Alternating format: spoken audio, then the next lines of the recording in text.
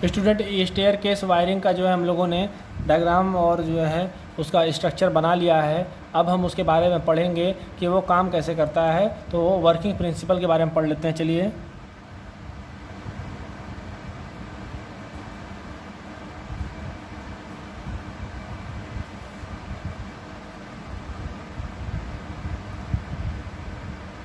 हम multi line diagram जो है बना लेते हैं। सबसे पहले दो स्विच बना लेंगे। यहाँ पर ये हम स्विच के पॉइंट्स बना लेते हैं। ये हमारा स्विच का पॉइंट M होता है, ये भी M होगा। ये पॉइंट 2, पॉइंट 1, ये भी पॉइंट 1 हो जाता है और ये 2 हो जाता है। स्टूडेंट लोड जो है हमारा वो यहाँ पे लगाया गया है, जो कि इस वक्त बल्ब है। अब उसके बाद हम लोग स्ट्रक्चर खींच लेते हैं।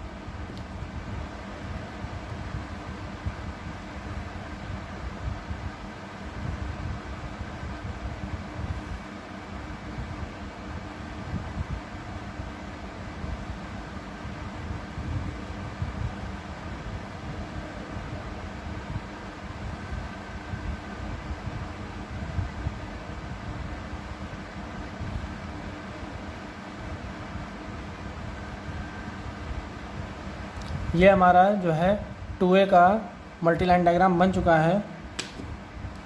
इसको स्टूडेंट यहाँ कंफर्म कर देंगे, इसको डैश, और एक बार इसको कंफर्म कर देंगे। न्यूट्रल यहाँ पे हो जाएगा और फेज यहाँ पर हो जाएगा। केस 1 में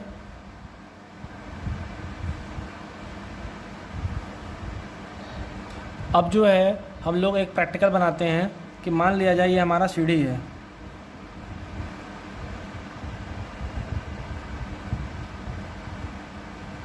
सीढ़ी पे एक गेट यहाँ पे बना देते हैं हम लोग।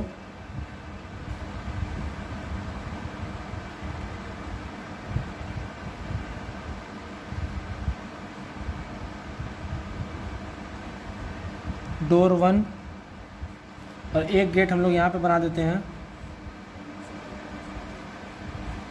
इसके ऊपर ले देते हैं डोर 2। ये स्विच नंबर 1 हो जाता है हमारा और ये स्विच नंबर 2 हो जाता है। ये स्विच नंबर 2 और ये स्विच नंबर 1। अब यहाँ पे हमारा जो है मान लिया जाए स्विच नंबर 2 मिल जाए और यहाँ पे हमारा स्विच नंबर 1 मिल जाए। ठीक है।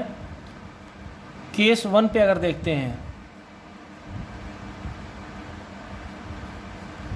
केस 1 अगर बात किया जाए तो ये जो है स्विच A से चलेगा। अगर यहाँ से कोई आदमी यहाँ से अगर ऊपर जाता है कोई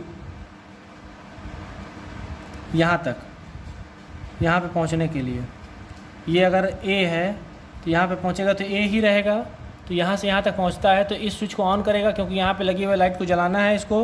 तो यहाँ से ऑन करेगा तो स्विच जो है यहाँ पे लगाया गया है, ये जो स्विच 1, इसको प्रेस करेगा। यहाँ पे जब प्रेस करेगा तो ये लाइट जलनी चाहिए।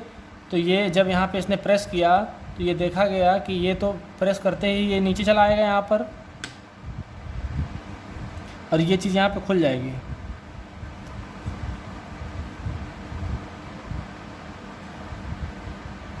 उसके प्रेस करते ही वो नीचे चली आएगी। अब देखिए कि लाइट जल रहा है कि नहीं। तो फेज यहाँ से आ रहा है होते हुए, ऐसे बिल्कुल सीधे पार होते हुए यहाँ पे 2 और यहाँ M होते हुए यहाँ पर आ गया और न्यूट्रल यहाँ से मिल जाता है। ठीक है। तो ये जो है हमारा बल्ब जो है ग्लो कर गया। बल्ब जो है हमारा ग्लो कर गया और ये आदमी यहाँ पे पहुँच के अंदर चला गया। अब जब ये आदमी A यहाँ पे पहुँच गया है तो ये अंदर जाएगा। तो इस स्विच को, ये बल्ब को बंद होना चाहिए। तो बंद करने के लिए S2 इसके हाथ में होगा, यहाँ पे जो बना है। इस S2 स्विच को यहाँ पे प्रेस कर देगा। तो जब प्रेस करेगा तो ये जो है 2 की जगह पे कहाँ पे चला जाएगा, ये 1 पे चला आएगा।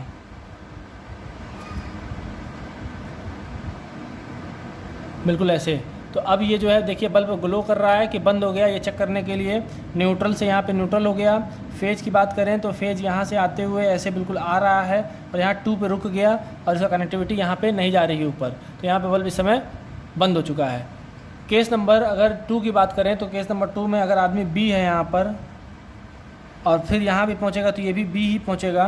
तो नीचे से ही मान लीजिए चलता है, अगर नीचे से जा रहा है डोर नंबर 1 से, तो डोर नंबर 1 पे उसके पास स्विच कौन सी होगी, S1 होगी। S1 को यहाँ पे फिर से प्रेस करेगा वो, तो जब ये S1 प्रेस करेगा तो ये कहाँ पे चला जाएगा, 1 पे चला जाएगा। चलिए इसको प्रेस करके दबा देते हैं, देखते हैं।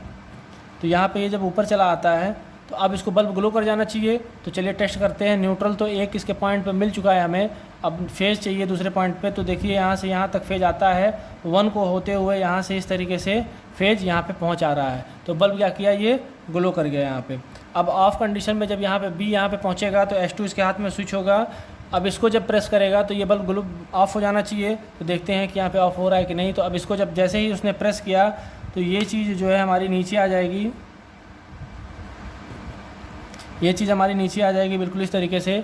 और अब टेस्टिंग करते हैं। तो न्यूट्रल एक पॉइंट पे तो हमारा मिल जा रहा है, दूसरा जो है फेज़ यहाँ 1 से होते हुए यहाँ पे 1 पर आ रहा है। यहाँ पे जो है फेज़ हमारा नहीं जा रहा था, जिससे कि हमारा बल्ब ऑफ हो गया। केस नंबर 3 में देखते हैं, केस नंबर C में देख लेते हैं। तो मान लिया जाए आदमी कोई ऊपर से अब नीचे आ रहा है, नीचे से तो अब हो चुके 2 आदमी, अब ऊपर से आ रहा है। तो अब ये C जो है डाउनवर्ड में आ रहा है और यहाँ भी जब पहुँचेगा तो C आएगा। इस केस में S2 पहले पड़ेगा, तो बल्ब को जलाने की उसकी ज़रूरत पड़ेगी। तो यहाँ पे S2 जब जो जलाएगा तो S2 जब प्रेस करेगा तो यहाँ पे ये चीज़ ऊपर चली जाएगी तुरंत दबाते ही यहाँ पर। तो बल्ब देखो ग्लो हो रहा है कि नहीं। तो यहाँ पे न्यूट्रल यहाँ से आ गया। फेज़ की बात करें तो यहाँ से फेज़ होते हुए ऐसे बिल्कुल यहाँ पे फेज़ हो रहा है यहाँ पर, तब ये जल गया। यही आदमी जब C यहाँ नीचे पहुँच जाता है तो उसके हाथ में कौन सी स्विच होगी, S1 होगी। इस S1 को जब यहाँ पे आके प्रेस करेगा तो ये 1 की जगह पे ये 2 पे चलाएगा। प्रेस करते ही अपनी पोजीशन चेंज करके यहाँ पे 2 पे चलाएगा। इस वक्त बल्ब को जो है ऑफ हो जाना चाहिए।